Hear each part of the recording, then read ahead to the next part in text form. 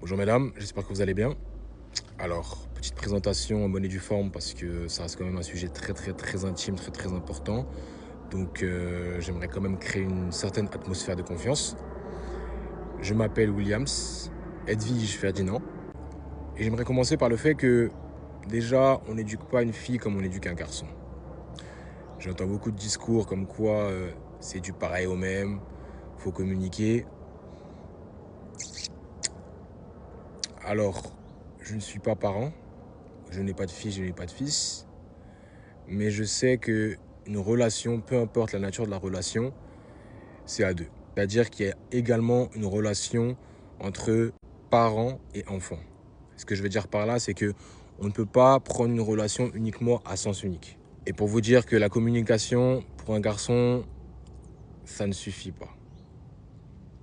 Je préfère entrer en matière directement. Ma mère, elle a dû gérer avec deux garçons. Et comment dire, elle nous a pourri gâtés. Elle nous a assez pourri gâtés. Et force est de constater qu'on essaie de trop pourri gâter un garçon. Sur le long terme, ça lui joue des tours. Moi, j'ai toujours été quelqu'un de solitaire. Mon frère moins.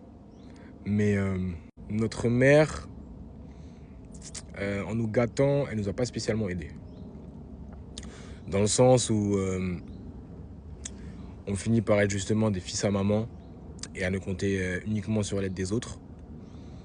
Et c'est pas forcément positif sur le long terme. Mais comme j'ai pu dire, on n'éduque pas une fille comme on éduque un garçon.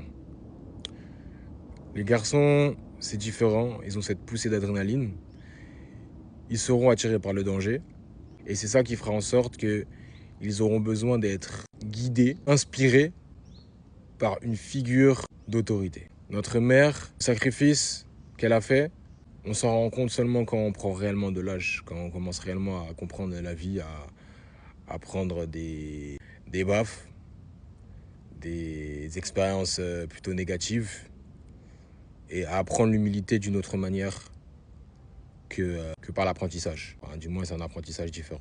La communication, c'est bien, mais ça ne suffit pas. Parce que tout simplement, qu'on le veuille ou non, les garçons d'aujourd'hui seront les hommes de demain. Et tout homme n'aspire pas à avoir peut-être une grande ambition.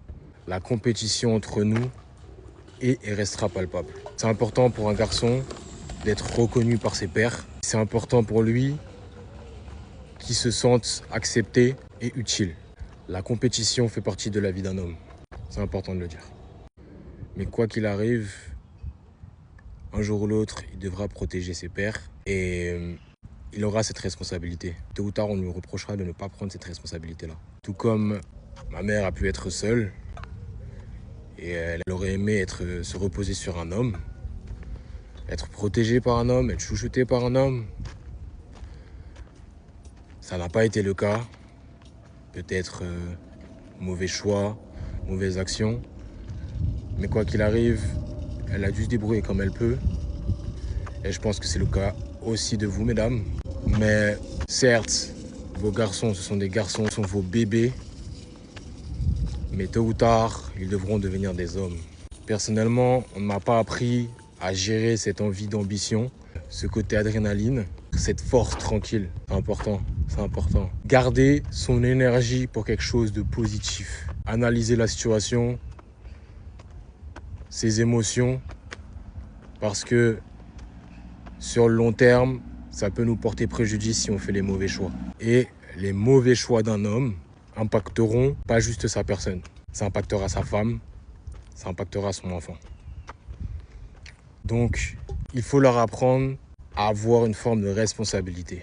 Le truc, c'est que beaucoup de mères prétendent élever un garçon tout seul correctement. Malheureusement, il y a élevé un garçon et il y a élevé un homme. Voilà pourquoi j'ai parlé de figure d'autorité. Il faut qu'ils aient une figure d'autorité respectée, respectable et inspirante. Mais aujourd'hui,